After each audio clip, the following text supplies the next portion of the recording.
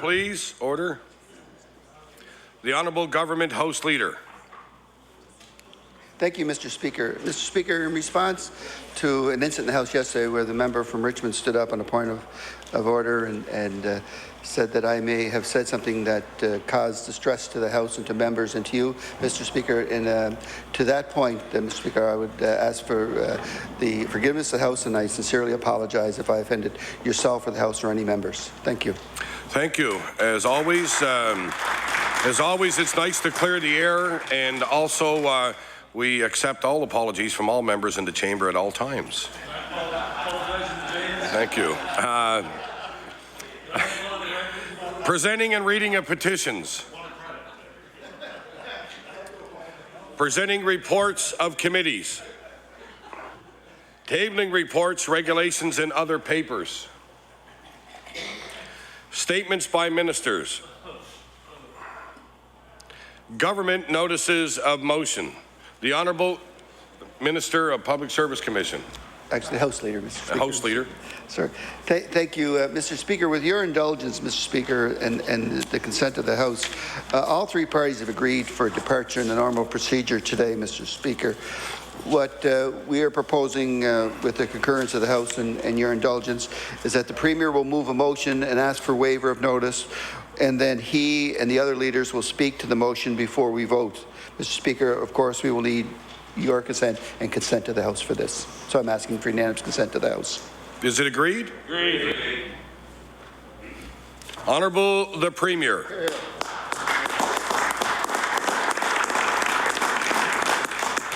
Thank you very much, Mr. Speaker. And just for the record, this notice of motion will be moved by all three leaders, myself, of course, the Leader of the Opposition and the Leader of the Conservative Party. And it reads as follows. I hereby give notice that on a future day I shall move the adoption of the following resolution. Whereas the National Shipbuilding Procurement Strategy is the biggest opportunity to make life better for families in the Maritimes since the Navy was established 100 years ago, and Nova Scotia is ideally suited to meet the federal government's needs. And whereas this contract could create and sustain up to 4,000 direct jobs across Nova Scotia during the next 30 years and create $7 billion in direct payroll, $2.7 billion in tax revenue, $6.7 billion in consumer spending. And whereas, as a proud partner of the Canadian Navy with a proven history of excellence for more than 100 years, Irving Shipbuilding's Halifax Shipyard is best positioned as a centre of excellence for the building of Canada's fleet. And whereas Irving Shipbuilding will have invested almost $90 million in the skills of its people and infrastructure and technology upgrades between 2006 and 2011, and today has an extremely capable facility which will continue to be upgraded in the future. Therefore, be it resolved that the Legislative Assembly of Nova Scotia salutes the federal government in undertaking and standing by a fair, open, transparent, and merit-based process to determine the award of Canada's shipbuilding contracts as part of the National Shipbuilding Procurement Strategy. And we show our unanimous support for Irving Shipbuilding's Halifax Shipyard as the most qualified candidate. Mr. Speaker, I'll ask for a waiver of notice, but all of the leaders would like to speak to it before a vote is taken on the resolution.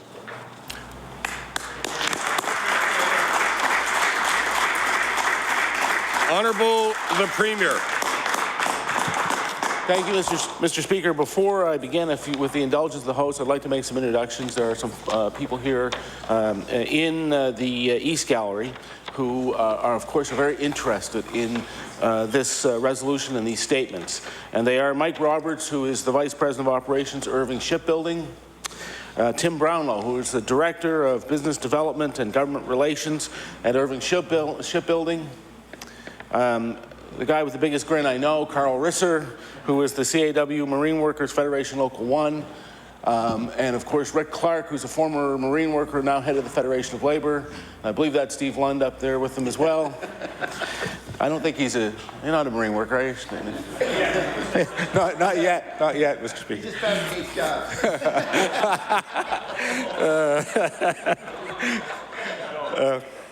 Mr. Speaker, I'm pleased. Mr. Speaker, I'm pleased to rise today to speak briefly on the all-party resolution of support for Irving Shipbuilding to be the chosen centre of excellence through the Government of Canada's National Shipbuilding Procurement Strategy. In June of 2010, the federal government launched the National Shipbuilding Procurement Strategy, a formal process to select 2 Canadian shipyards for construction of large vessels to meet Canada's needs. These 2 contracts, Mr. Speaker, are worth $35 billion and over a 30-year period. This project will be the largest peacetime shipbuilding program in Canadian history. This means a generation of work for shipbuilders in this province. I've said it already, but I will say it again. Whatever Irving needs from the Government of Nova Scotia to help win this contract, we are willing to do. Mr. Speaker, the National Shipbuilding Procurement Strategy is perhaps the biggest opportunity for Nova Scotia since the Navy was established 101 years ago. This province is ideally suited to meet the federal government's needs. Mr. Speaker, the fact is that the best ships in the world are built right here in the Maritimes.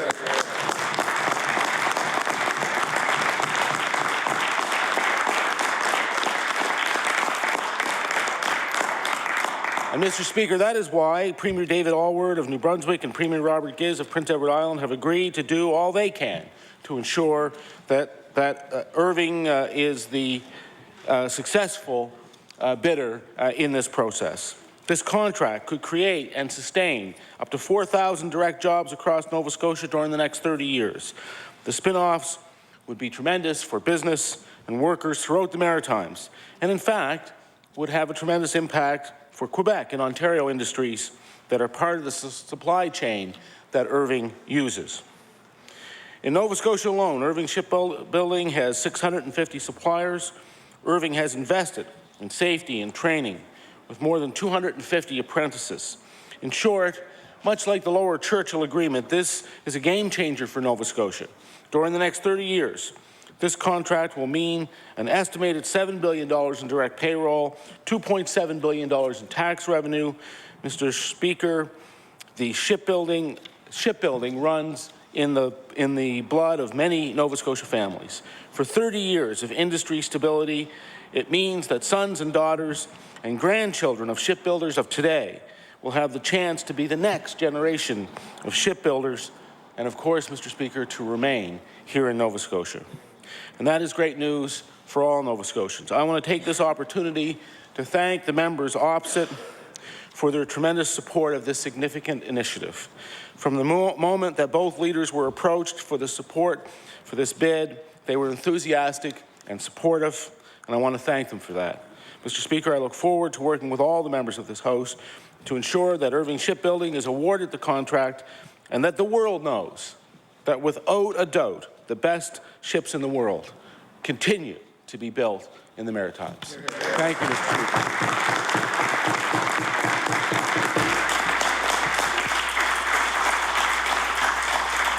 The Honourable Leader of the Official Opposition. Thank you, Mr. Speaker. I want to first of all begin by thanking the Premier not only for sharing his remarks with us earlier yesterday, but also for engaging our caucus in this initiative weeks ago. This is really, when you look and begin to look at the plan that's in front of us, this is a tremendous opportunity for our province. When you can look at the magnitude of this project, an opportunity to create good jobs, not only here at the shipyard, but jobs that would be spread across our province from one end to the other.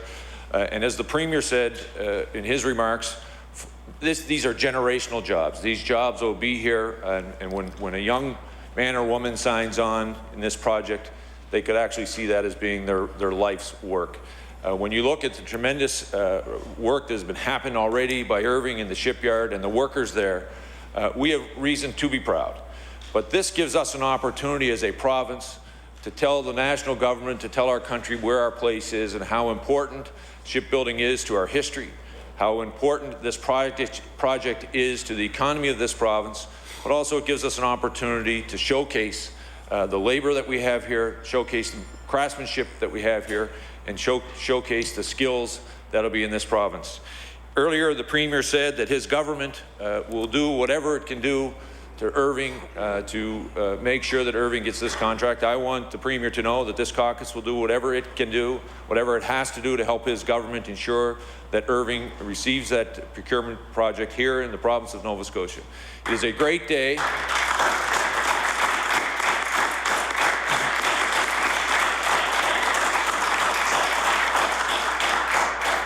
It is a great day for Nova Scotia when we can stand in the House of Assembly and all 52 members can see very clearly where we want to go and how we're going to get there. And it's a great day for Nova Scotia when we come together unanimously supporting the Nova Scotia workers and an opportunity to create good, solid jobs in the province of Nova Scotia. Mr. Speaker, with that, I want to again tell the Premier that our caucus will do whatever we can to ensure that those jobs arrive here in Nova Scotia. Thank you.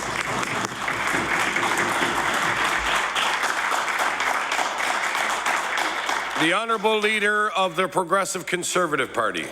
Thank you, Mr. Speaker, and thank you to the Premier for this opportunity for all three parties to have a say on this important matter. I do want to begin by quickly thanking and welcoming our special guests in the gallery. I know them well, and I know the quality of the work that they all do. Mr. Speaker, the phrase generational change is used often in this chamber, probably more often than it deserves.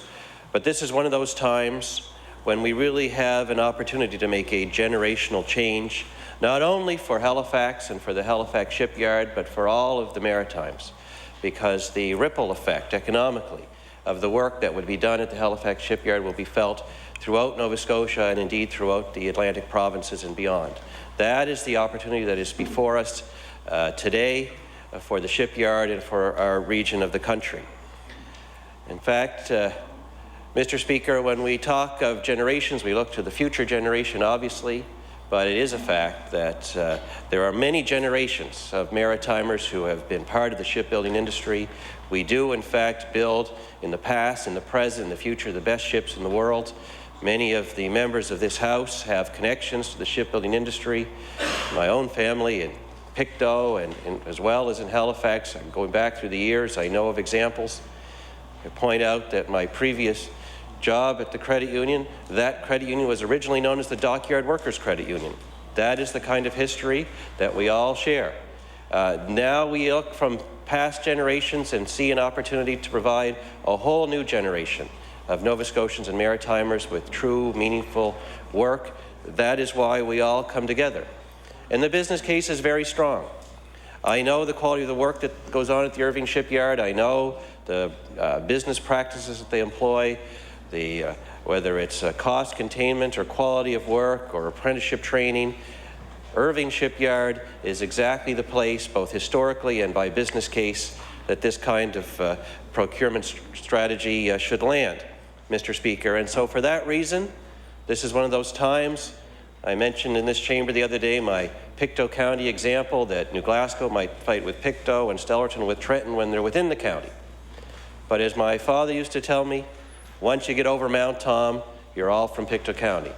Today, this is true for Nova Scotia, that Liberal, Conservative, NDP, it doesn't matter. We are as one as we support the Irving Shipyard bid, as it should be.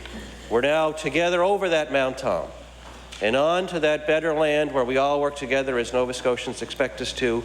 That is our opportunity today. And so I've said this to the shipyard, I say this to the government. They have our full support as a progressive Conservative caucus. We're willing to work with anyone that needs to push that we can help with to make this happen. We've carried this message to the government here in Halifax. We've done the same, I'm proud to say, to the whole world, to the Conservative government in Ottawa, that this is a very, very important project that on a business case basis belongs right here. And so to that end, Mr. Speaker, I'm proud on behalf of our caucus to get up and support this all-party resolution, and let's go on and win that contract.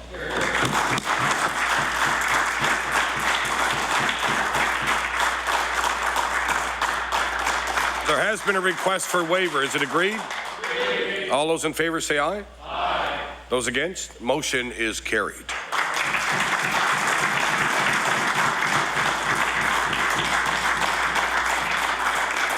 Introduction of bills. The Honourable Minister of Energy. Thank you, Mr. Speaker. I beg leave to introduce a bill, an act to amend Chapter 25 of the Acts of 2004, the Electricity Act.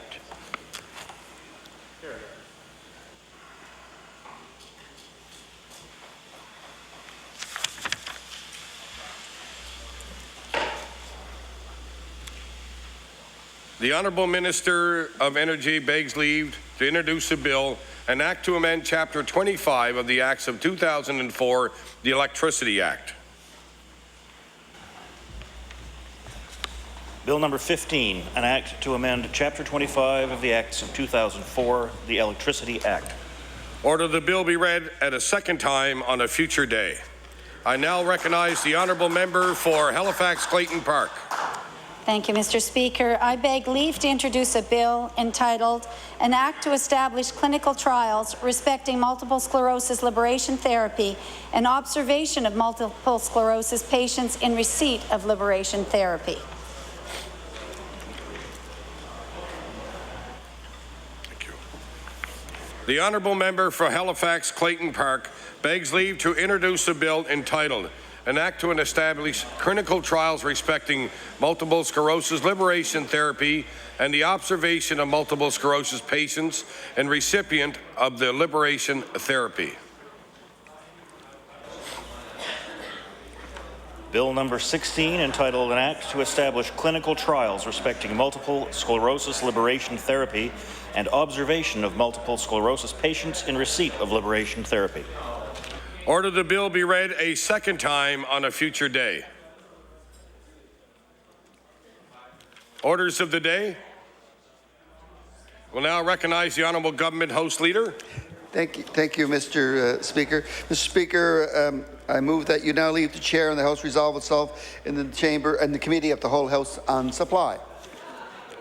The House will now take a short pause until we get set up for the Committee of the Whole House on Supply. Thank you.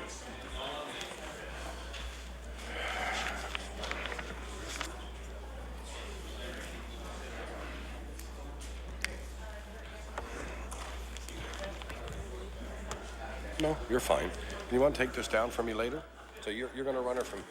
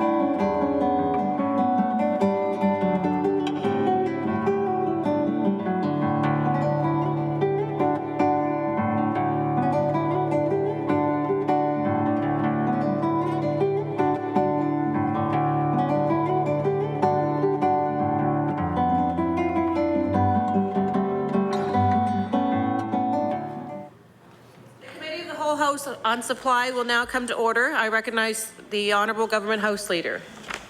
Oh, sorry, no, forgive me. There's been a request for an introduction, and I would now recognize the Honourable Member for Hammonds Plains Upper Sackville. Merci, Madame Présidente. Je souhaite bienvenue à la classe de immersion français de la Sackville Heights Junior High, aux étudiants, les professeurs et aussi les parents. Madam Chair, I welcome the class of Sackville Heights Junior High who come from Sackville, students who reside in Lower, Middle, and Upper Sackville. And I'd also like to bring special attention to a student in the class who is the daughter of the Minister of Communities, Culture and Heritage, Taylor Wilson. Would you stand, Taylor, and receive the warm welcome of the House? And And looks. And of course, to the rest of the class, thank you for coming and watching the proceedings. And if the rest of the House would give the warm welcome to the rest of the class.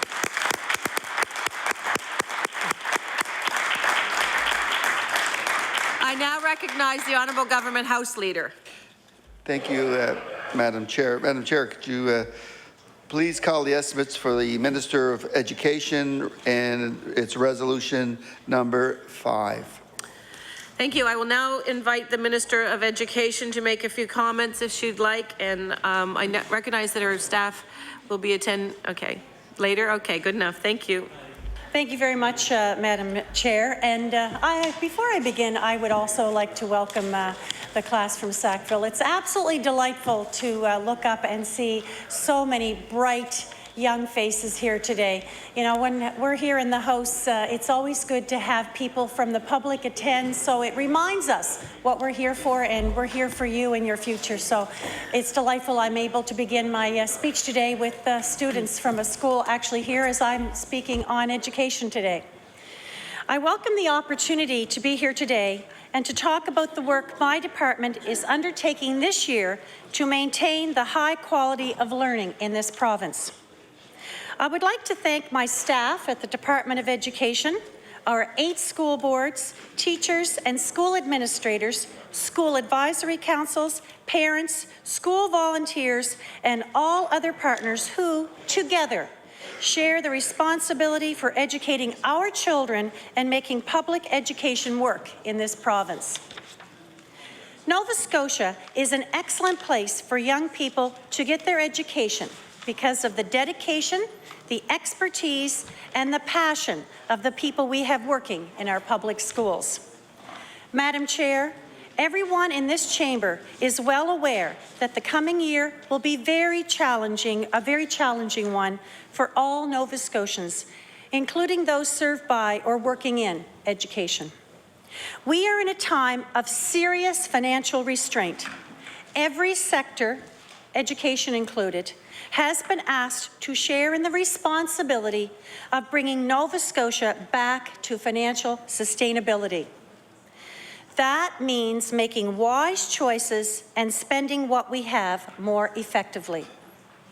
Our goal and the underlying challenge is clear: ensuring we continue to provide a quality education to all students while living within our means. Madam Chair, I believe we have a budget that successfully rises to the challenge and preserves what we value most in education. I certainly wish that I could stand here and speak to a budget with increased spending, but that will be for another day. But I can speak to, and what I can defend, is a prudent budget, a budget for our time, a budget that still protects learning in the classroom and puts children first, even at a time of a rapid demographic change and an era where our resources are limited. We are living in a time in a dramatically declining enrollment, Madam Chair, and that is bringing a great challenge to our public school system. I believe our public system is well positioned to take on these challenges and to seize new opportunities presented by our changing demographics.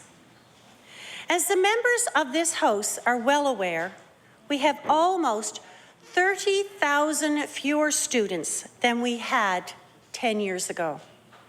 Over that time, more teachers were hired, spending rose by more than 40%, and administration grew by 20%, even though enrollments dropped 18%.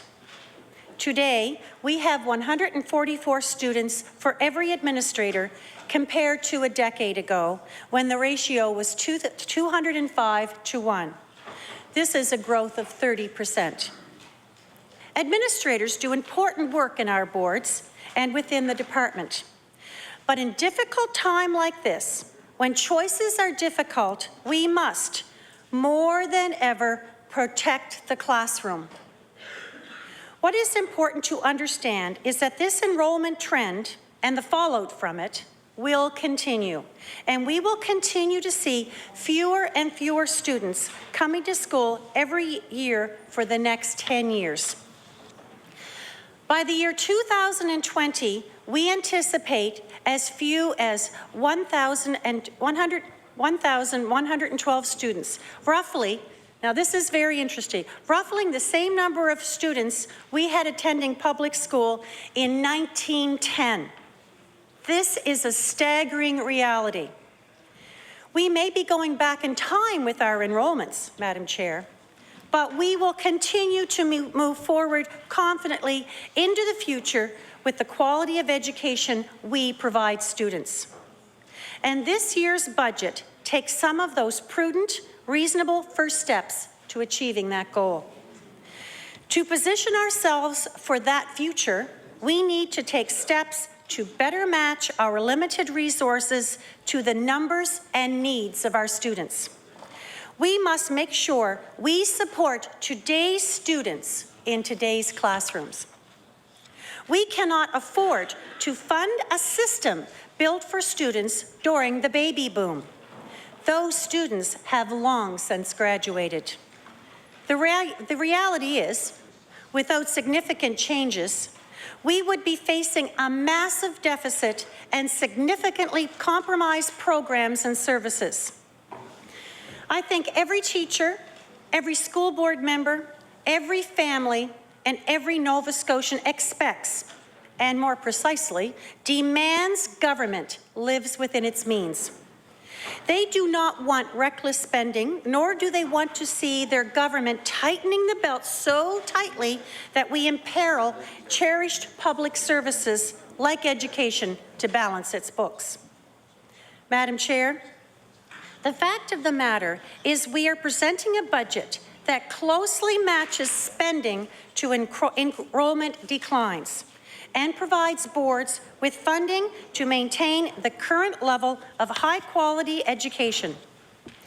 Madam Chair, school boards will be provided with $1.5 billion in the year 2011-12, a reduction of $17.6 million, or 1.65%. Still a significant investment, and one that is manageable and reflects the 2% drop in enrollment in our schools next year. Boards, as with every department and every publicly funded agency, indeed like all Nova Scotian families, will have to manage their inflationary cost pressures. Even with the fiscal pressures facing education, per student funding will rise by more than $200 per student, and to hold the student-teacher ratio at 15:1, the lowest in a generation.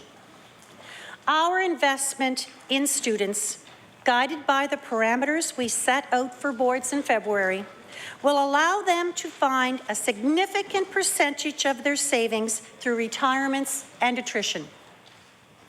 We have also directed boards to look to administration first and to reduce bureaucracy by 15%. We have made it very clear that special needs education must be protected, and we ourselves have committed to holding our $125 million contribution at current levels.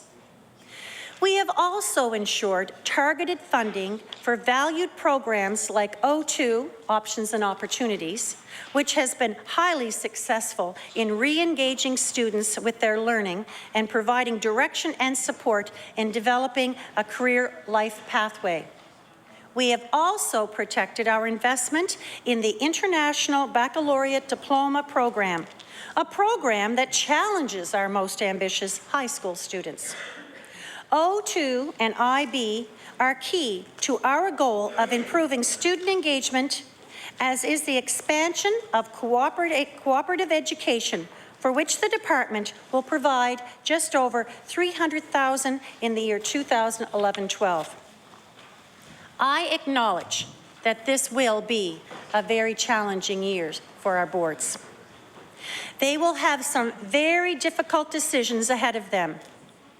but we have given them the resources that should allow them to protect learning in the classroom. I can assure members that we will continue to keep the lines of communication open through the budget process. We have worked together to identify their cost pressures, and we are providing them with as much direction and flexibility as possible to utilize their funding to the maximum benefit. We will maintain the cap on class sizes in the early grades, primary to 3. But for this year, we are allowing schools up to 2 additional students per class in cases where this represents the best option to protect the quality of education in the classroom. This will help boards better manage their classroom staffing and to avoid increasing the number of split or combined classes. Primary classes capped at 20 can rise to 22. And in the case of grade 1 to 3 classes, the number of students can increase from 25 to 27.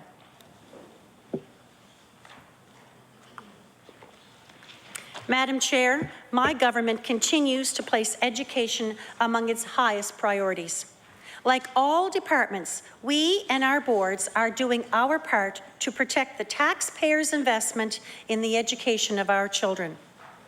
In every public school, our goal is to help an environment where education and training are valued and achievement is celebrated. Although we are facing challenging economic times, those goals will not change.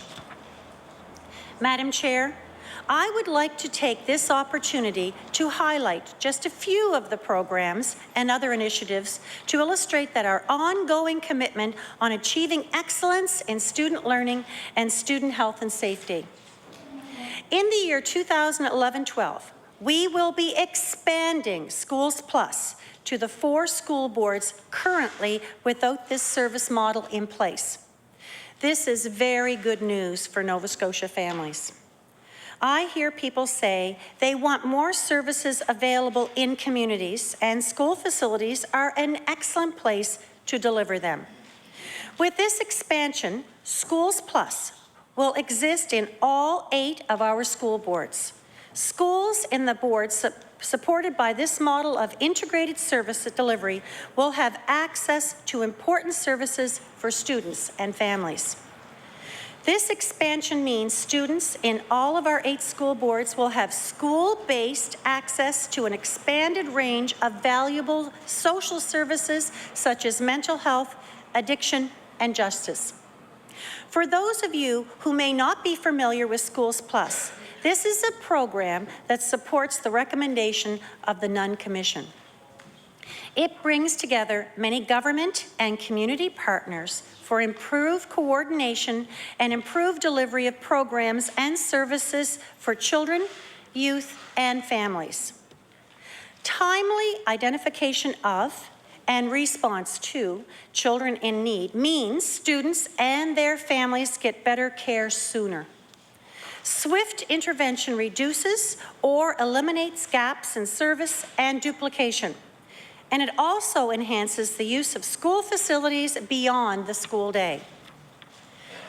The help and intervention young people receive through this model of service delivery also improves their engagement in their learning and increases their success in school, and just as importantly, sets them up for success later in life. Having good literacy skills is the foundation of success throughout life, Madam Chair.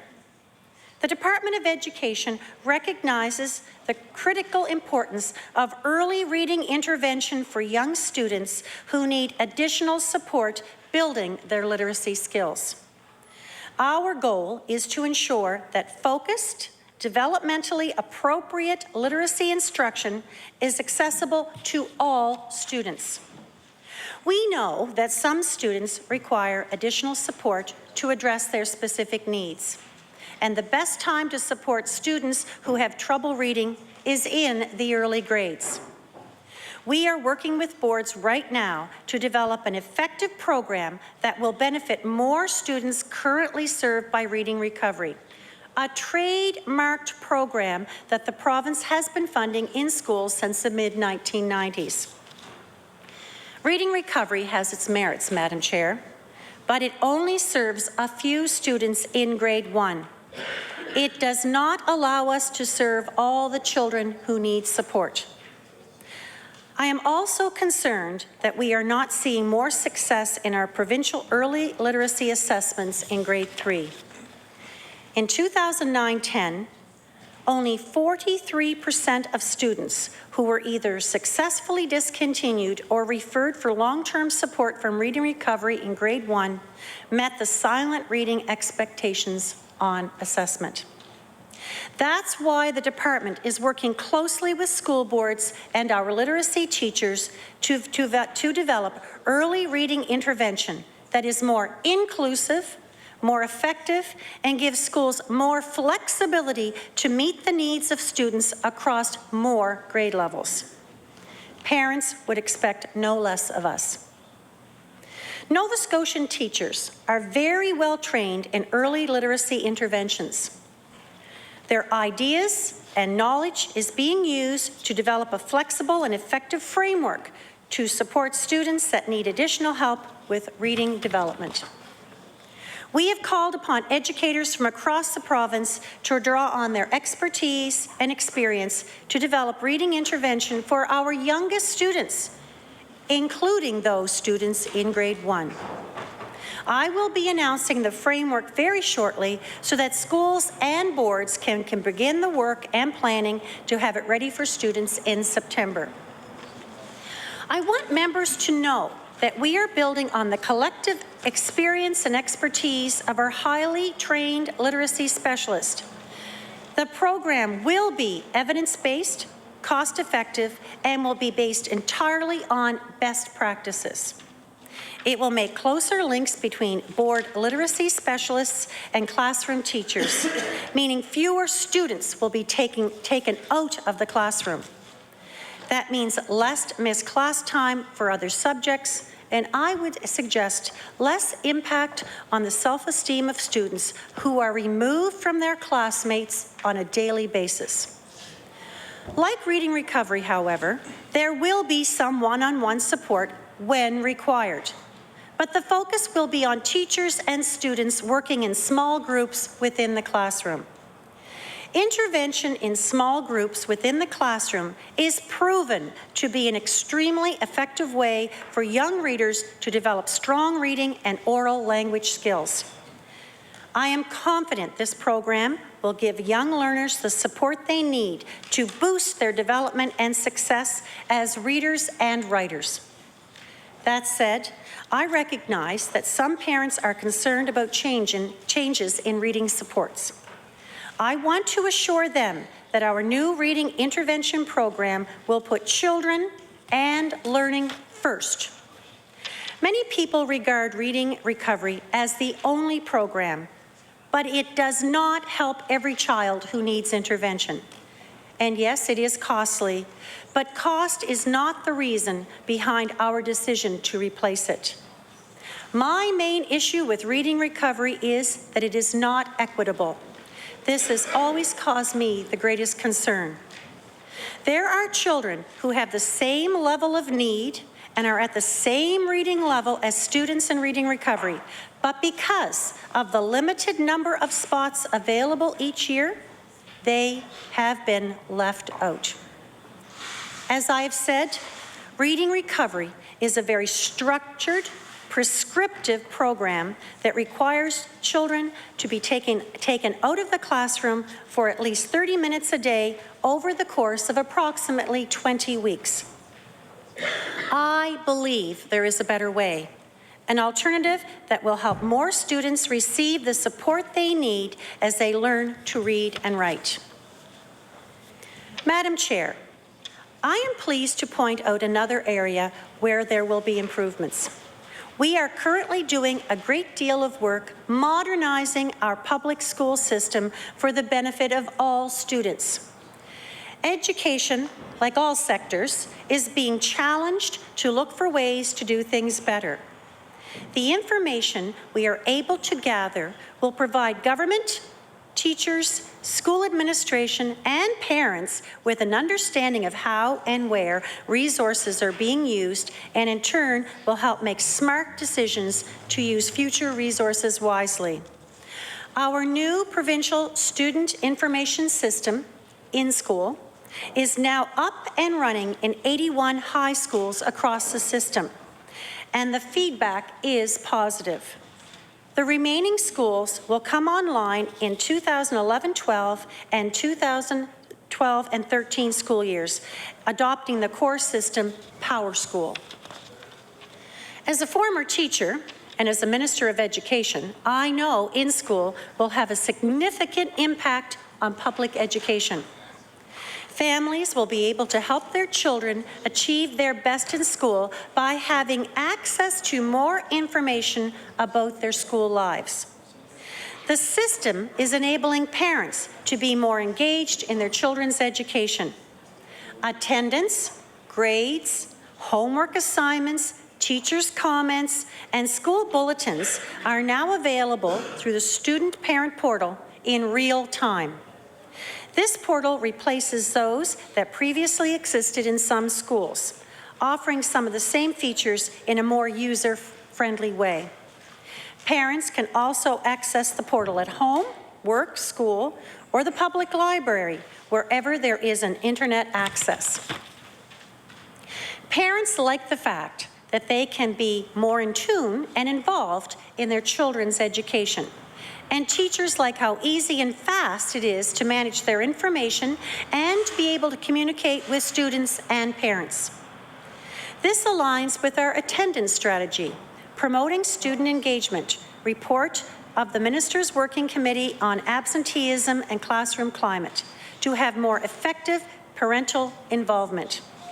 In School is about leveraging technology to better support student achievement.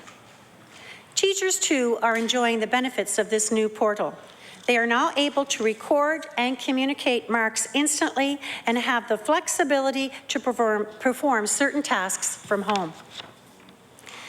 Teachers also have access to better student data that will enable them to deliver tailored learning strategies and programs, which will result in a positive impact on student achievement. In the classroom, teachers will be in a better position, identify at-risk students more quickly so we can intervene and act more swiftly. At a provincial level, educators will have access to a wider range of student and program information, which will help them and us make informed decisions on student learning.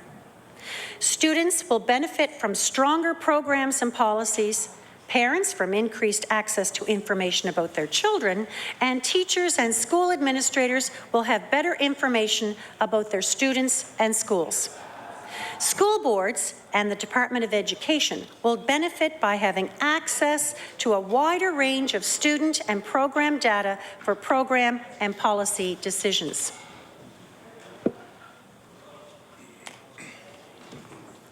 Madam Chair, a modern province-wide information management system has been a long-time priority of government because it will provide school boards to meet and demonstrate education program, service, and performance standards in relation to student achievement and overall school performance.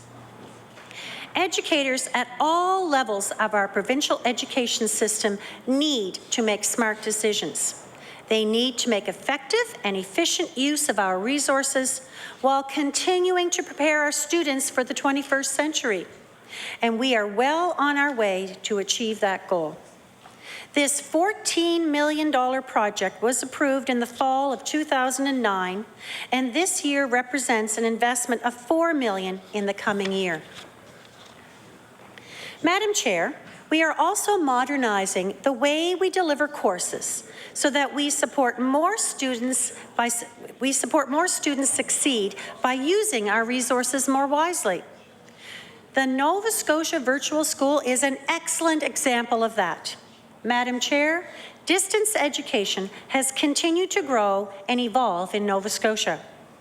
Beginning in the fall of 2011 and over the following 2 years, the Nova Scotia Virtual School will expand to meet the needs of more students, including adult learners. There will also be an increase in the number of online school courses in English and French. At a time when we are trying to find creative solutions to ensure equality of access and opportunity for all students, the Nova Scotia Virtual High School will help ensure that all students, regardless of where they live, are provided with the same access to courses that they need to graduate. The Nova Scotia Virtual School, NSVS, is a cooperative project between the province's school boards, and the Department of Education. This project expands online learning opportunities for our province. It provides for the delivery of public school and correspondence courses, online extensions of school-based classes to students and adult learners, and also supports professional development and online meetings for teachers and other board and department staff. Currently, about 400 public school students are served annually through online high school courses offered by the NSVS. 25 high school courses are offered by boards through the virtual school. These include Advanced Math 12, Chemistry, Accounting, Calculus, Visual Arts, Political Science, African Canadian Studies, and Law. As part of the government's commitment to expand learning opportunities for more students, the department is ensuring sustainable funding to the school so it can increase course offerings and accessibility, with a special focus on students in smaller schools where course selection is limited due to declining enrollment. This year, we will be investing $1.1 million to support the current number of students receiving online learning. Funding will increase for the development of new courses, the conversion of correspondence courses to online, and the updating and review of current online courses to meet NSVS standards. The department, through NSVS, will this year provide some targeted hardware funding to school boards. An evaluation model for the virtual school will also be developed in the coming fiscal year.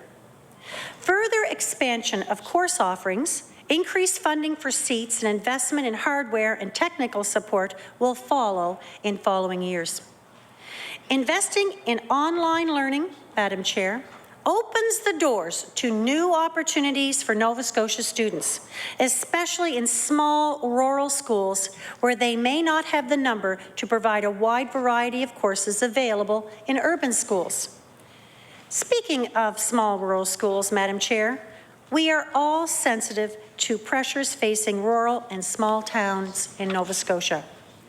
Government supports community schools. We recognize the value of these buildings as centres in communities.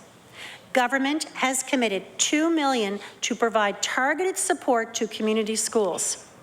This investment is there to support the enhanced use of school facilities by students, families, and the community.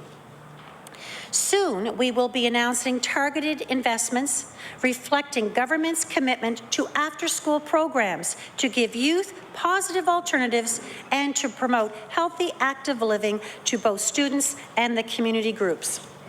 We want to continue to promote our schools as centres in their communities. Our Schools Plus expansion, which I spoke about earlier, will also play a part in broadening the use of underutilized schools. Madam Chair, while we offer help to expand the use of schools, we will also be investing in more effective use of schools so they are greener and more energy efficient. As we saw in South Shore Regional School Board recently, investments in energy efficiency by the department and other partners resulted in tens of thousands of dollars in fuel and the electricity savings for that board. They were able to achieve through a series of measures, including upgrading their lighting to upgrading their lighting to solar hot water to improve ventilation. We plan to do more of that and will make available $2 million for energy retrofit projects. Helping school boards realize significant energy cost savings will mean increased investment in children and learning, because every dollar we can save in oil or electricity is a dollar saved for the classroom. In addition to making our schools more energy efficient, we are also investing in new and current school facilities. To ensure that all of our efforts in programming are successful, it is important that we invest in building and renovating schools to provide the students with an effective, safe, and healthy learning environment. This year, we have a total of 69 school capital projects currently underway in the province, including 14 new schools, 9 of which are actively underway. Our plan includes $83.6 million for school construction and renovations, including the construction of new schools in Bedford, Lunenburg, Lakeview, and Yarmouth. In this budget, we are finishing construction of 2 new schools, Kings County Academy in Kentville and Yarmouth High. This is money well invested in the future success of our children. Madam Chair, I would like to take a moment to talk a little bit about our vision for the future. I have touched on the challenges we face currently and on some of the approaches we are using to manage through these difficult times. Education is at a crossroads in this province, and it is important that we begin to look to the long term and plan for the future. We have joined the NSSBA and our other partners last fall to consider the implications of learning in the 21st century. The committee is comprised of superintendents, Department of Education representatives, school board members, parent groups, the NSTU, and the First Nations through the Mi'kmaq Kinamadnui. Our ongoing discussion will help us determine our next steps as we work to meet the current and future challenges of public education and how we can best seize the opportunities that lie ahead for our students. We must always ask ourselves, what are the skills students will need to succeed in the future, and how do we equip them to succeed and adapt to an ever-changing and increasingly competitive world-place? Part of that future direction, we expect, will come from the recommendations that we will receive from Dr. Ben Levin, a highly respected educator and former Deputy Minister of Education who has a great deal of experience in areas of large-scale educational reform. As everyone in this House is aware, we contracted with Dr. Levin in late December, seeking his advice on key areas where we could become more effective and efficient against a backdrop of fiscal pressures and social realities we face in this province. His report will focus on a number of broad themes, including student and parent engagement, rural and urban schools, school, family, and community relationships, the effective deployment of human resources, the optimal use of our school and other capital facilities, improved teaching and learning and assessment practices. I believe his advice will be welcomed as we take next important steps towards maintaining quality student learning and ensuring an education system in Nova Scotia that meets the needs of tomorrow's students. Certainly, one of my key areas of focus now and into the future will be to improve student achievement and performance. A major part of that goal will be keeping students engaged. Engaging students in their studies, especially in those middle years, keeping them interested and looking forward to coming to class each day is one of the greatest challenges facing public education today. Good teaching and helping make schools relevant to students is key. My staff are continuously looking at the skills needed to prepare students for the 21st century and how those skills align with the current curriculum. At the grade 9 level, this work includes 5 curriculum development projects: new arts education, family studies, healthy living, social studies, and technology education. All of this curriculum is cutting edge and will work to better engage adolescent learners. We are also taking steps to reduce the troubling issue of student absenteeism. Last fall, the department accepted most of the recommendations from absenteeism and class climate study. Work is well underway in the department and boards to address the issue and implement various staged interventions to support students and to encourage them to attend school regularly. Poor attendance can be a complex issue, Madam Chair. We must work together to improve attendance and break the cycle of low student engagement. Before I take my seat, Madam Chair, I want to pay tribute to our teachers and students. Nova Scotia is very fortunate to have highly talented teachers, and our students are among the best in the world.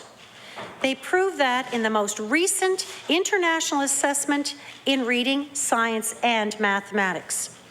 The 2000 PISA results, PISA, demonstrated again that our students can score above the international average in each of the 3 key subject areas. We also significantly improved our performance against other Canadian provinces, which is also a very important benchmark. Our IB results, too, were extremely impressive. Nova Scotia students outranked North American jurisdiction and much of the world in this past year, too. The PISA and IB results are, of course, Madam Chair, just one window, one measure of how our students are doing. But those results certainly indicate that Nova Scotia is doing a lot of things right.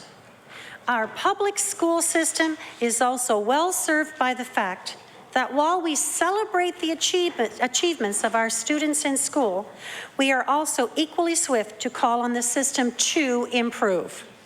This sentiment speaks to the high regard we put on excellence and why we as parents, teachers, business people, or legislators are always advocating strongly for improvement in public education. So, Madam Chair, let me conclude by saying I am indeed honoured to be Minister to a department overseeing such a crucial service to children and families. Whatever challenges we face now and into the future, I believe we are well equipped because of the richness of our educational offerings and their accessibility for all Nova Scotians. Madam Chair, I appreciate the opportunity to share the highlights of the Department of Education's financial plan for the rest of the fiscal year and look forward to answering questions from my colleagues. But before I end, I would also like to say I welcome here today, and I will be having Frank Dunn, the Chief, I have to look where I am here, Chief Operating Officer, and Dr. Alan Lowe, Senior Executive Director of Public Schools, who will be assisting me in answering your questions today. And with that, Madam Chair, thank you very much. I now recognize the honourable member for Colchester North. Thank you, Madam Chair, for the opportunity to speak, and thank you to the Minister for what I expect to be a very informative session where members of both parties get a chance to ask questions for clarification and for information. I would like to acknowledge the support staff that are here with the Minister, and I look forward to their guidance and direction to the Minister. I understand, I know from experience how important it is to have 2 resources, one on either side. And if I could say, Madam Chair, that on a lighter note, although I certainly valued and appreciated the support from my Deputy Minister when I was there, I used to often have to ask him to stop talking so I could hear the question from the members. So there are pluses and minuses to having those two sets of voices beside you. I do also want to thank the Minister for prior communication and sense of cooperation with some issues that have come before her and that she has shared with me as education critic. Excuse me. I want to reflect a little bit on an example that we saw in the House this morning. And that was an example where the Premier and the Leader of the Official Opposition and the Leader of the third party came together with a resolution that was supported by all members in this House. And I believe that that's what our mandate is here in this House, is for all 52 members to work together towards a common cause and towards something that is better for all Nova Scotians. And I mention that because all too often that does not happen. And I believe education is one of those areas where we do have an opportunity to work together. I would want to acknowledge again the excellent sense of cooperation that I received when I was minister from two of the education critics who spent a fair bit of time as critic when I was a minister, the member from Kings West and the member from Timberley Prospect. Thank you for that. I believe, and I've stated this to both those members, I believe that the legislation and the policies within the Education Department that were developed during that time were strengthened because of the conversation, the cooperation, and the expertise from those two critics. And I will always be sharing that. I have in the past, I will continue, because I believe that's what our role here is. So I'd like to again thank those critics for that input. Having said that, I believe that that sense of cooperation is something that I would ask for. And I believe that as an educator, there are many educators in this House, and there are many people who are parents in this House, and we all understand the importance of education. I think we all have something valuable to contribute, and again, I will make a public offer to the Minister that that resource is here, it's at her fingertips, and I would strongly advise her to take advantage of that. The Minister spoke about the education system that we have in the province. And I agree with her that is one of the best, but I also agree with her that there are always ways to improve. And some of the programs that have been identified as being new or continued, I believe are there with the intent that it will make the outcomes for our students better. I do want to suggest to the Minister that in order again to make those policies and legislation stronger, and to make sure that we do the best we can for all of the students we have, that she take advantage of the expertise, not only in this House, but very much outside. The Minister has acknowledged the importance of classroom teachers, and that is, in my opinion, one of the strongest, most valuable resources available to any minister. There's also a very competent staff at the Department of Education, and I think we should not forget the elected board members, the senior staff in our boards, and the parents. And when decisions that are being made have such a dramatic effect on the lives of our young people, I think we would be remiss if we did not take advantage of consulting with all of those people who have that expertise and who can, at the end of the day, make a valuable contribution to the decision that is being made. We recognize that someone has to make the final decision. The minister has to make a final decision. But the minister's decision is stronger if it has included the consultation, the advice, and the discussions with those people who make a difference. And, you know, any decision that is made will stand the test of time if the people who are about to go out and criticize your decision have been part of it.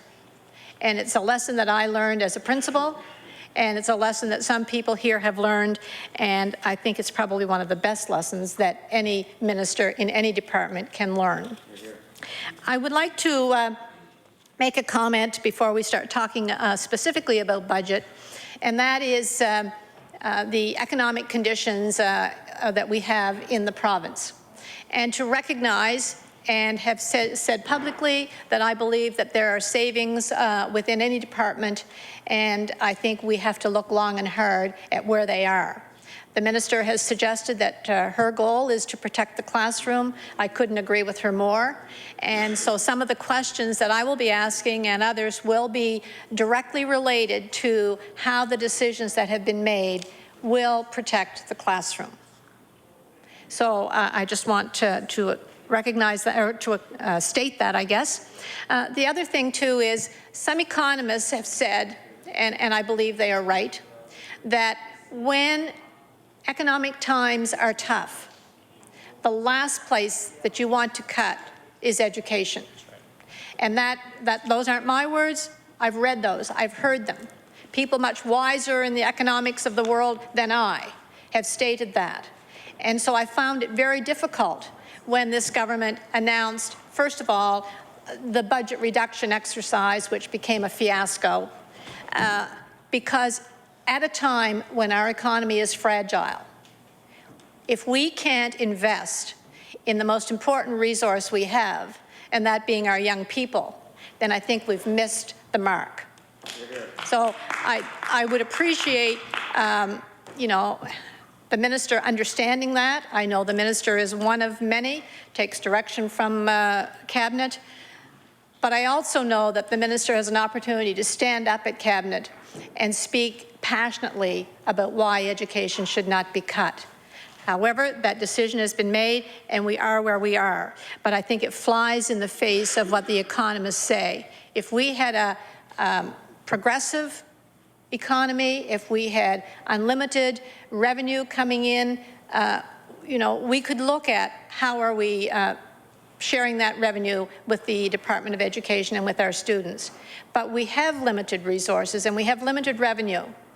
And the economy of any province or state or country is very much dependent on the strength and education of its people. And I'm worried, I'm very worried that we may lose a bit of the advantage that we have. We are recognized as being the education, a university, in fact, capital of Canada because of the numbers of excellent universities we have here in the province. We don't want to lose that, I guess, credit that we're getting for having done something right in our public schools over the last number of years. There are many challenges in the education community, and I've listened to the minister talk about some of her initiatives and the reason why she is supporting those. And again, we'll be getting into some detailed question about that. I do want to speak a little bit, though, to something that is being shared in the public and not being explained to the public. And it's the link that is being made between declining enrollment and increased spending. And we've heard it when the Minister of Finance is speaking, we've heard it when the Minister of Education has been speaking. We hear it a lot. And I think it's misunderstood by the general public. Unless you have had a child who's benefited from some of the programs that we've put in place, you may not understand how increased spending and declining enrollment can both exist at the same time. And it's true, we have declining enrollment. It's true, we have to look at different ways of delivering our programs. But it's also true that many of the programs that have been put in place have nothing to do with declining enrollment. They have all to do with what we have in this province, which is a policy of inclusion. And the policy of inclusion is a Department of Education policy. And school boards are asked to respect that policy, and they're asked to carry out their mandate, which is to provide programs for all students. And we know as educators, and we know as parents, and we know as members of this legislature, that the challenges that are presented to the classroom teacher as a result of a policy of inclusion are huge. And school boards and the Department of Education have been working hard and have been working with a great deal of success to provide programs that meet the needs of that diverse population that we now have. Some of us remember, some of us are old enough to remember when the inclusion policy came into effect. I see some people nodding. I'm glad to know I'm not the only old person in the House here. And never mind. And when that, you know, there are people who will argue for and against the inclusion policy. This is not an argument for or against. It's a statement of reality. We have to respond to the needs of those students in our public schools. That is our responsibility. That is our mandate. And we know that many of those interventions are costly. We know that many of those programs to support students with a broad range of abilities are costly. Many of them are delivered in a one-on-one or in a small group setting. Once you start doing that, you are adding costs to your teacher allocation. You're adding costs for resources.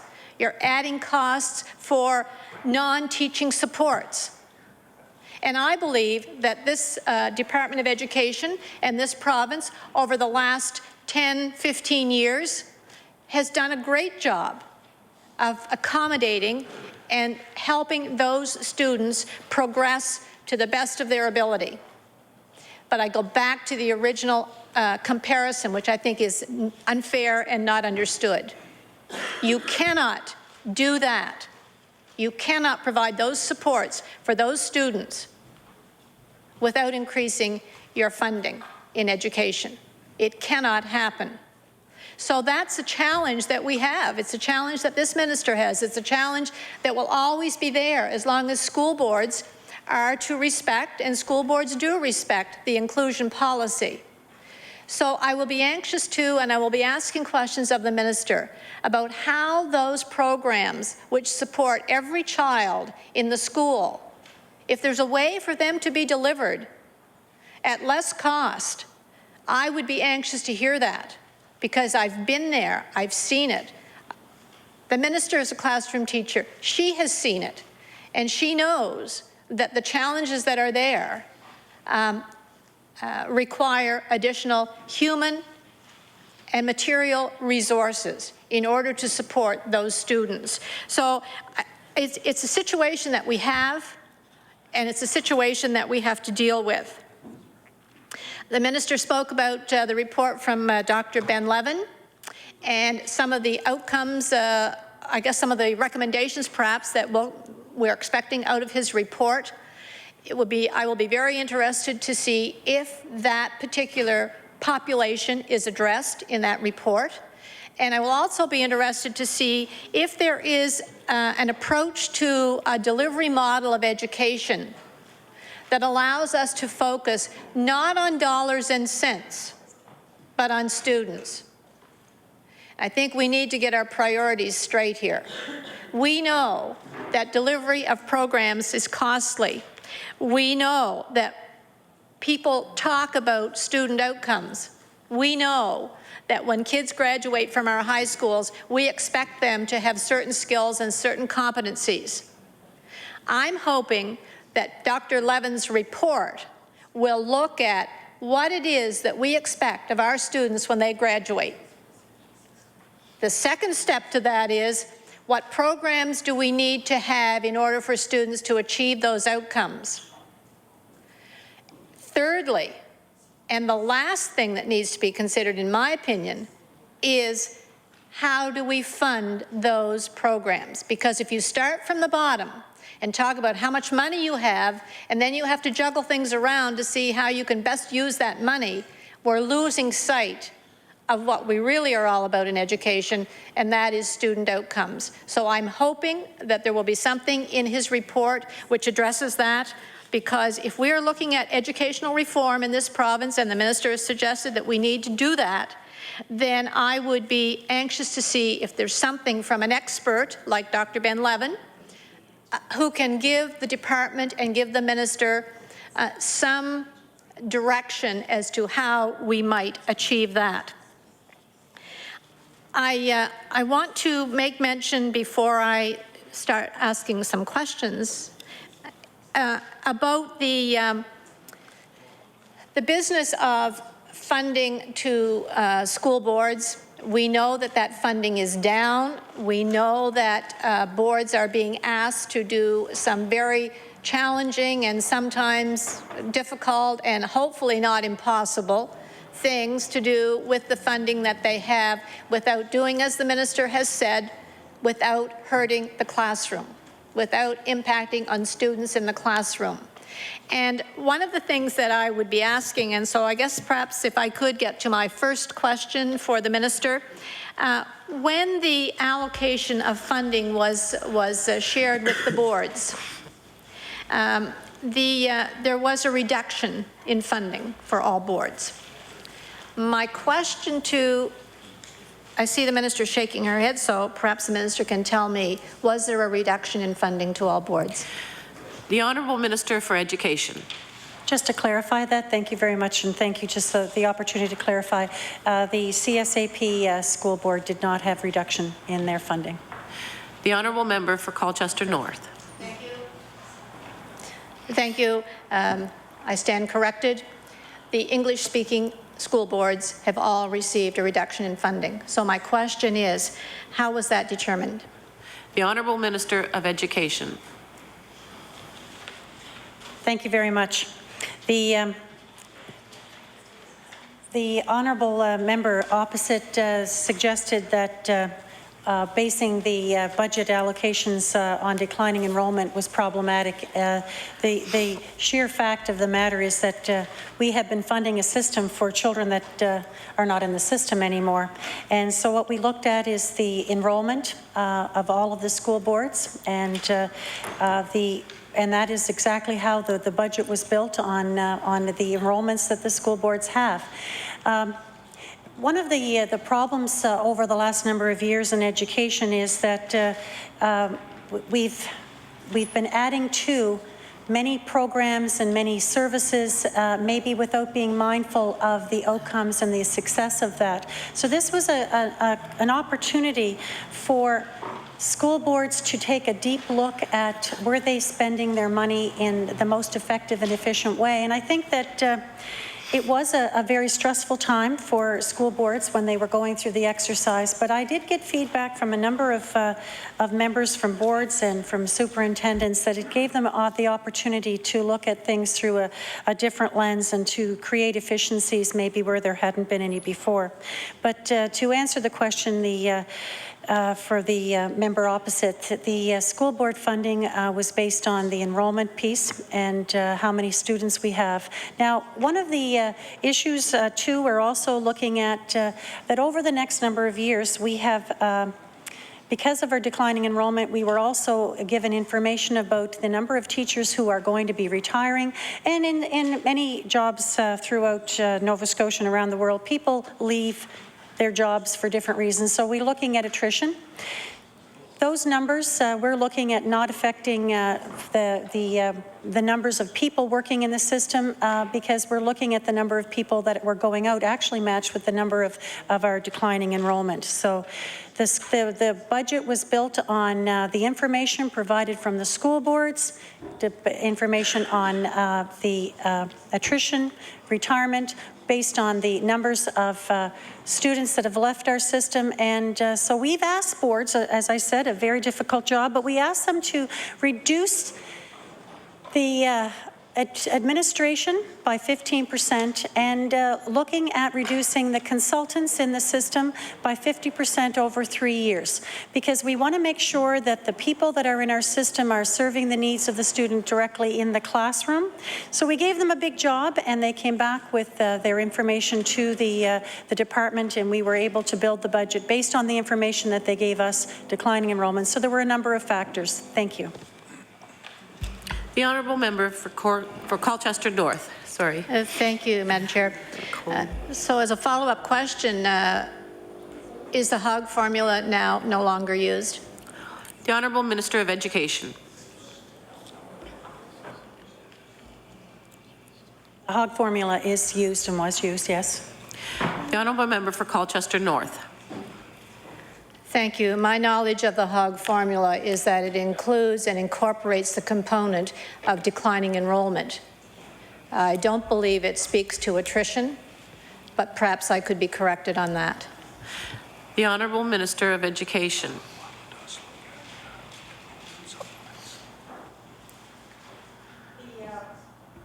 The Honourable Minister of Education. Thank you very much, Madam Chair. The HOG formula does look at the issue of declining enrollments, and that was factored into the building of the budget. The Honourable Member for Colchester North. I understand that what the HOG formula does. My concern is that the percentages of reductions across boards range from minus 1% to a minus 2.4%. Can you please explain that?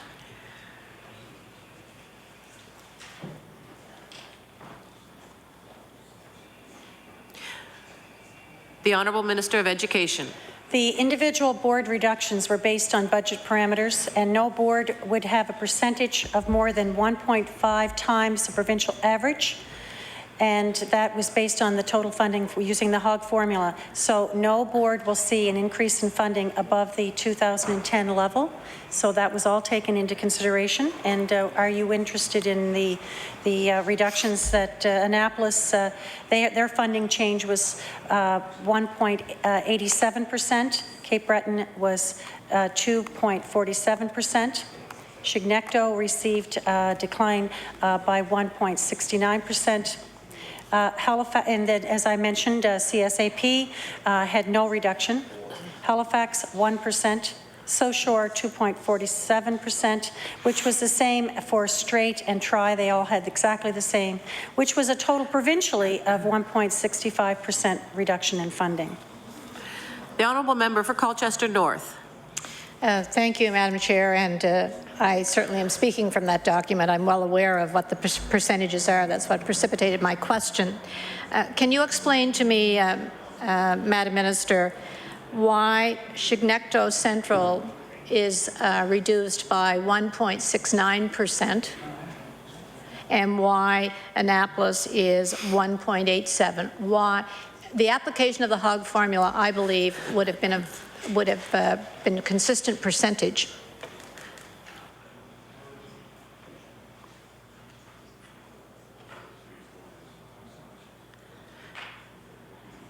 The Honourable Minister of Education. Thank you very much, Madam Chair. The question was between Annapolis and Chignecto. You just need to nod your head. Was that those are the two that you were? Annapolis had class size capping, and their literacy mentors, math mentors were all taken into consideration. And Chignecto, that was the difference in the percentages. I guess I'm not sure in exactly. The question that you're asking is why the difference in percentages is based on their class size caps, literacy mentors, and math mentors. The Honourable Member for Colchester North. Well, Madam Chair, I'm still a little confused because I understood it was the HOG formula that was applied in order to determine the funding for boards. I don't believe math mentors and class size caps and things like that are part of the HOG formula, so I think I need another explanation. The Honourable Minister of Education. Oh, sorry.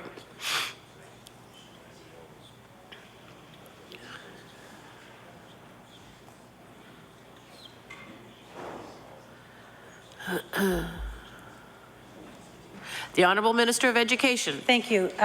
There's targeted funding reductions, and then it's run through the HOG formula. So I guess I'm unsure of exactly how to answer that question. This is based on targeted reductions for each of the boards, and then it is run through the HOG formula, and that is exactly how the percentages came out, why it was different in each of the boards. The Honourable Member for Colchester North. Thank you. So it is not just the HOG formula. That's the answer that I needed to hear, because application of the HOG formula, I don't believe, would have given you those results. So it is HOG formula, just to be clear, it's the HOG formula, and it's targeted funding. The Honourable Minister of Education. you, Madam Chair, and thank you very much for the opportunity. This is the way that the budgets have been built every year. There's no difference in how this budget was built compared to any other year. It is targeted funding has always been a consideration, and then run through the HOG formula. There's no change in how the budget was built in that respect. Thank you. The honourable member for Colchester North. Well, since the minister has mentioned this, perhaps we can talk a little bit about math mentors. I understand that there was some conversation, perhaps some information that was shared with respect to math mentors. Can you tell me the status of math mentors in this province for the upcoming budget year? The Honourable Minister of Education. Thank you very much. The funding for the math mentors was cut by half. The honourable member for Colchester North. Thank you, Madam Chair. I question to the minister, why?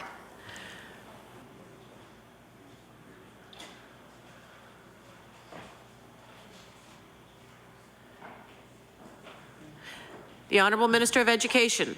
Thank you very much. As everyone in this chamber recognizes, that we did ask school boards to undergo a deep analysis of their where they could make efficiencies, and we looked at all areas of retirements, attrition. We were looking at administration and where efficiencies could come back from, and where we need to make sure that we have a system in Nova Scotia that is going to be sustainable. And the issue of reduction in funding for mentors is based on making sure that we meet the needs of the students in our classroom, and that's where efficiencies were recognized. And there are still math mentors in the province of Nova Scotia, and we value the work of our math mentors, and we value the work that teachers that receive that support and the students that receive the support. So we did not take math mentors away, but we asked for efficiencies around that. We want to make sure that the children in the classroom are not affected by making sure that we have a system that's sustainable in the future. You know, this is a situation where probably no one wants to be standing in a time where public education, which I value and every other person values, but we have to make sure that we make these decisions now so that we have a sustainable system in the future. If we don't make these efficiencies now, we're going to have to make them later. And this is the opportunity. This was a challenge that we have put forward to the school boards. They came back with information that we were able to work with. They are doing a very good job at the work that they've been asked to do, which is reducing the 15% of administration, the 50% of the consultants within the system. We are making sure, and the boards are making sure, that the child that sits in the classroom's education is not affected by this budget. Thank you. The honourable member for Colchester North. Thank you, Madam Chair. I don't think there would be any member of this House who wouldn't remember and have spoken passionately about the math scores in our province. And they have been terrible. There have been some initiatives by the Department of Education to try to address that.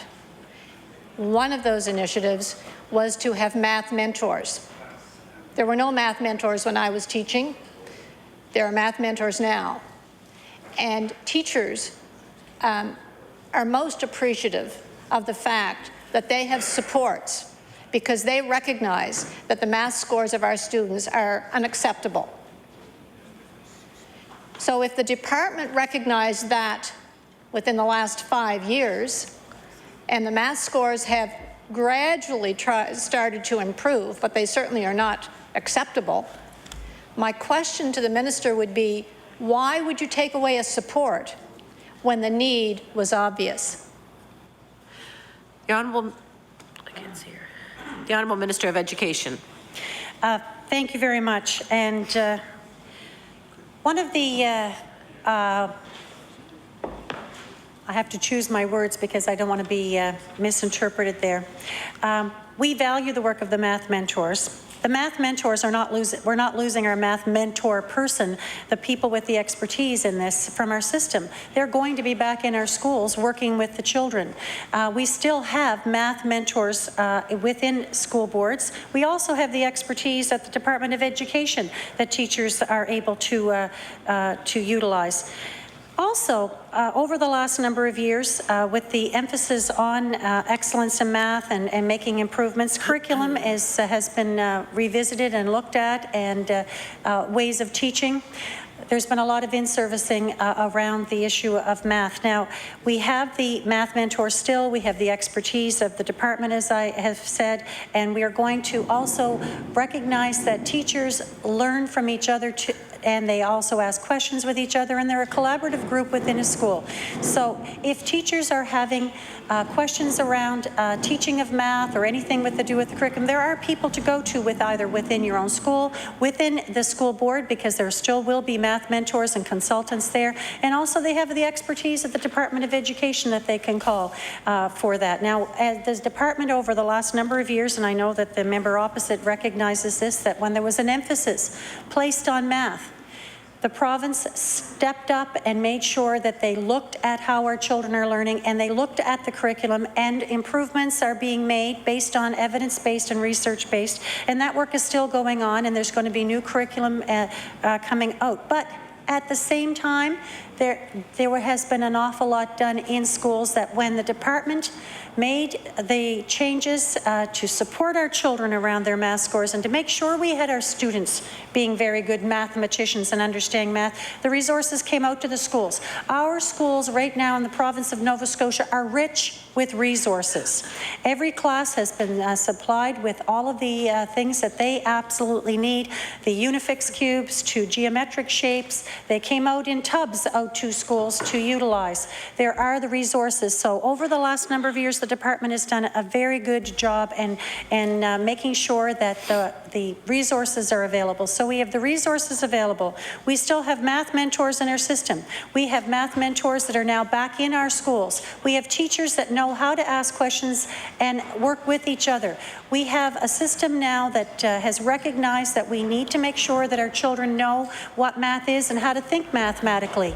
And there's been a lot of work done within our communities, talking with our parents about learning how to learn math is different now than it was many years ago, because we know that children need to be critical in their thinking of math. They need to think math. They need to talk about math.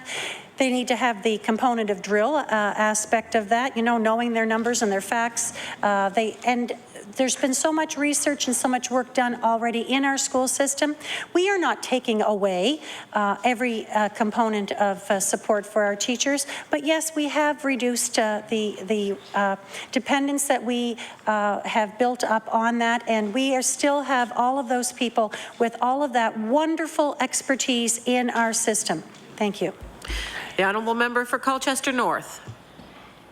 Thank you, Madam Chair.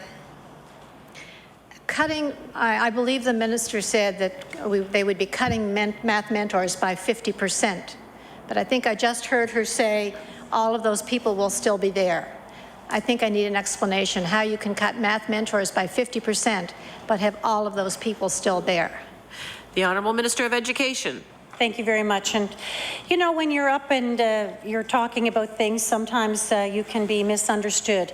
The people that are our math mentors are still going to be in our system. The people with that expertise will be going back into the classroom. They will be in our schools. So they might not have the lapel pin that says math mentor, but they will have they'll have a lapel pin as classroom teacher grade 3, and their expertise stays with them. And teachers work together collaboratively in school. I know that in my school, am I allowed to mention names as I speak in this forum? Of a colleague? Just one moment, please. I'll check that. Maybe I can do that without. One of my dear friends and colleagues when I was teaching has a passion for math. And when I was, I can use the name? Okay. I have a friend, her name is Lois Boudreau. And I used to always enjoy watching her teach grade 7 math. I've never seen anyone that has had a passion for math. She loves math. And if I had any questions about math, I would go and have her work with me to work through how I could teach a concept to a child that might be having difficulty. We have people in our school system, like Lois Boudreau, who are passionate about math, and the teaching of math is something that not only is a passion, that she provides her expertise and that with other teachers. Now, Lois is one of the people that did go to a board as a math consultant or mentor. I'm not sure exactly of her role. She is still within our system, and maybe not with the name or the title that she did have. We're not losing the people that have the expertise and passion for math to work with our teachers. They're just in different roles within our school system. If a math consultant or a math mentor or that has left our system, it's probably because they are one of our the teachers that would have been on the roll for retirement. We do have people in our system with the expertise that, even though their names might have changed and the role that they play within our school board, they are still within our system. And as I said, teachers are collaborative creatures, and they like to ask each other and work with each other. And if they have a problem, they can, around teaching and how to reach students, they talk with each other. Through professional development, teachers can ask for their administrators to provide professional development in one area. They can call the department. They can also call the school board, and they can work with each other, because that is a part of teaching, is that when you have something happening in your classroom, if you have a child that's having difficulty learning a concept, you reach out and ask the question. Every teacher doesn't have the answer for everything, and that's why we need to work together on this. And so the expertise of our consultants and mentors is still in our system. Thank you. Thank you. Before I recognize the honourable member, I'd just like to answer the question of the minister. It is okay to mention a name of someone in the public, of course, and just to remind you that a member in the House is to be recognized by their constituency. Thank you. I now recognize the honourable member for Colchester North. Thank you, Madam Chair. The answer is just as I expected. The math mentor responsibilities are now in the hands of the math mentors, who are classroom teachers with all of the responsibilities of a classroom teacher. And it would be very difficult for a classroom teacher, and the minister would know this, very difficult for a classroom teacher to take on all the responsibilities of her class and still be considered a math mentor, I guess, after school, after supper, and before breakfast. It's very unfair for classroom teachers to be expected to do both of those jobs. And I would suggest that the support that goes out to teachers from a classroom teacher who has all of those responsibilities and who takes them seriously, and I'm sure that every math mentor who is now back in the classroom is going to do an excellent job in the classroom. I'm not sure how much time they're going to have, or how much time we should expect them to have to mentor other teachers at the end of their hard working day. So the 50% cut in math mentors, to suggest that those people are still in our system, they may still be in our system, but I guarantee they will not be able to provide the support for math teachers that have allowed math teachers and classroom teachers to work to improve the outcomes of our students.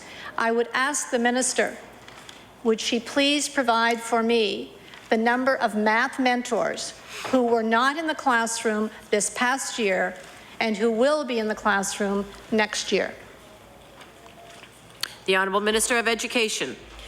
Thank you very much, Madam Chair. And as the member opposite would know, that is something that I would have to get to her, because we would have to do the work within the department to provide that information to her. But I just want to say before I take my seat that 50% means that there's the other 50% are still within our school boards, working with teachers, that it is a reduction. But, however, we still have the service, and the teachers have the ability to still work with our consultants and our math mentors within the system. Now, as I said, that is information that I cannot provide, as there are 8 school boards, and all that data would be sitting within the school boards. But I'm sure that through the course of time, the department personnel will be able to compile that information for the member opposite, and we have absolutely no trouble providing that. But I do want to very strongly put out to the member opposite that we still have the expertise within our school boards with our mentors and consultants. 50% are still there to work with our teachers. And I would never suggest that a math mentor who took a classroom position would ever we would never consider them still being a math mentor as part of their regular duties as a classroom teacher. But teachers are collaborative, and when they meet in the staff room and or in the hall, and professional development doesn't need to take an hour or a half an hour at times. It can be something, a clarification of a concept, that we have those people that we can ask. The same as I would if I had an issue with trying to get my head around how do I get a certain concept to a child that just was not able to grasp it, that I would go to Lois and have a conversation, and she would clarify that. Maybe took 4 or 5 minutes. Sometimes it could have been over a cup of tea at the end of the day in the staff room. But never would we ever suggest that our math mentors that have gone back in the school system would ever take on the extra challenge of mentoring everyone on their staff. Every teacher comes to school with a certain expertise. And every one of us as teachers get asked different questions. Professional development is an ongoing situation that we take the time to do it in time periods. We take time to do it around themes. But professional development takes place every day when we talk with each other and collaborate. So just I want people to be mindful of the fact, and not to be an alarmist coming from the comments, that we still have the expertise in our system. We still have math mentors in our system, and teachers still can tap into the expertise that they need. Thank you. The honourable member for Colchester North. Thank you, Madam Chair. And I would appreciate getting the information from the minister, but I would expect her staff would have that, because earlier I was told that math mentors was one of the things that was used to determine funding to boards. So what dollar amount, if we don't know the number of teachers, what dollar amount?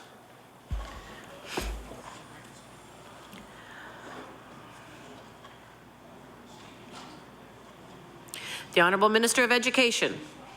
I'd like to apologize. I'm very sorry, member opposite. I couldn't listen to what she said, and I was also receiving information at the same time. So I apologize, but I missed the question. The honourable member for Colchester North. Yeah, I told you so. The question was, in response to how funding was allocated, the response that I received was that math mentors